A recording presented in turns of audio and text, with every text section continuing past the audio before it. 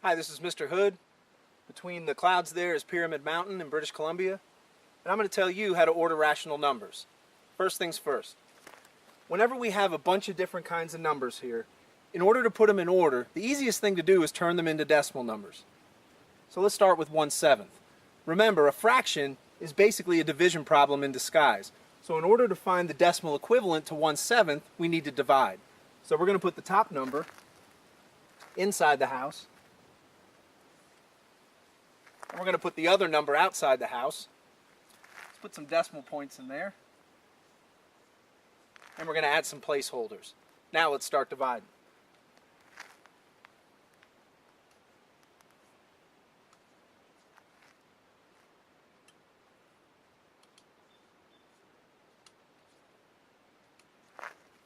Now, at this point, one of two things is going to happen. Either this decimal is going to start to repeat, or it's going to end. Honestly, I don't care, because I think I've done enough work and gotten enough information to be able to finally put these in order at the end. So I'm going to quit there. So basically, 1/7 equals 0.142. I'm going to go ahead and write that down here.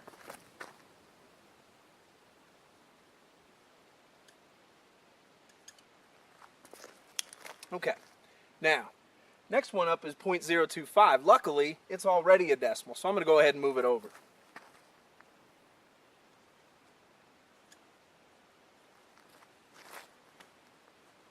Now we're going to change 8% to a decimal.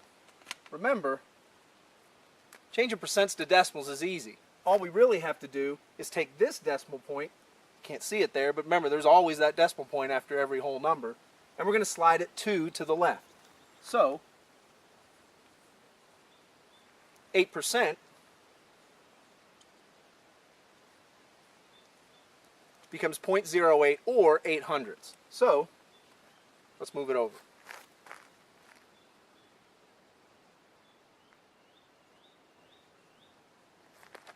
Now, just to step in real quick, you've probably noticed that I've been trying to really pay attention to the fact that these decimal points stay lined up.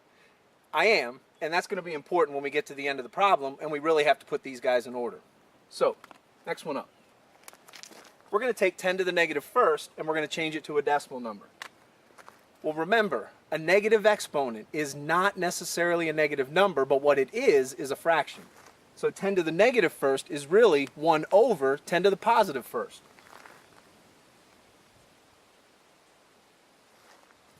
Well, what's 10 to the positive first? It's just 10. So we're going to rewrite this as 1/10. But what we really want to do is change it to a decimal number. So what's 1/10 as a decimal?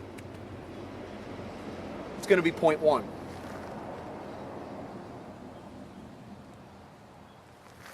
Last one. Now, the last thing we have here is a number written in scientific notation. This is 9.86 times 10 to the negative third. The easiest way to look at scientific notation when we're trying to change it to a standard decimal number is let the exponent tell the decimal what to do. Well, this exponent's -3, and it appears to be telling this decimal to move 3 spaces to the left. So,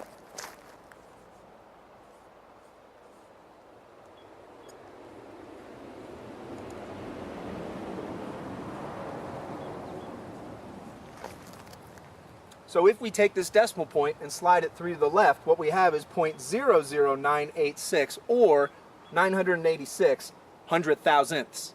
So let's move it over.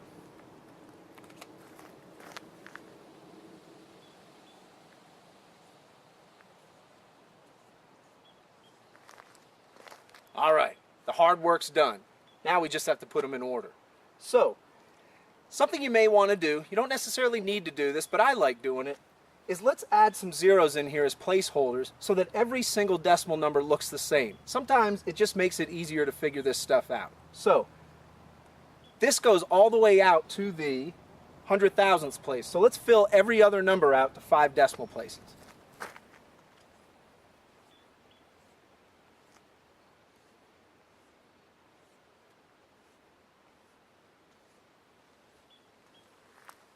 All right.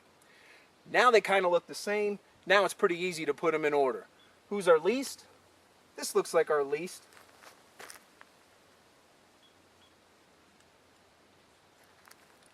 Who's our second least? 8%.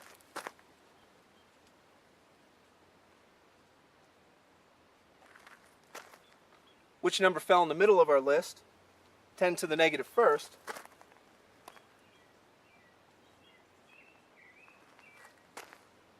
Looks like 1/7 was our second greatest.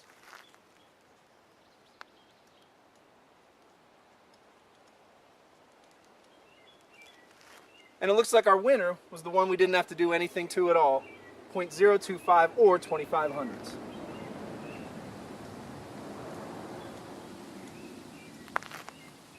So in conclusion, whenever you're asked to put rational numbers in order, do whatever it takes to turn them into decimal numbers.